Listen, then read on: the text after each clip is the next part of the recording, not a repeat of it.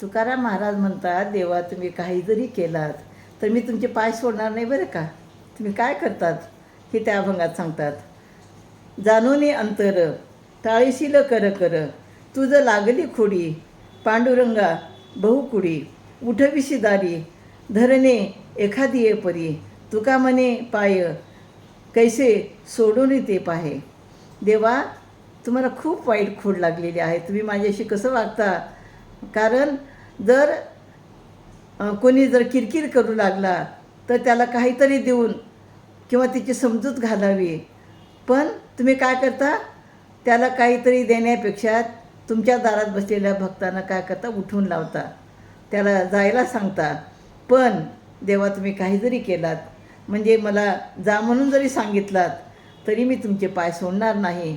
मी सदैव तुमच्या पायाच्या चरणाशी राहीन आणि तुमचे नामस्मरण करेन. तर अशा प्रकारे तुमची ही जी खोड आहे की काहीतरी समजूत घालून जे तुम्ही पाठवून देता आपल्या भक्तांना, हे असं तुम्ही करू नका. जे भक्त येतात त्यांना तुम्ही निश्चितपणाने द्या, असं या ठिकाणी सांगतात. रामकृष्ण.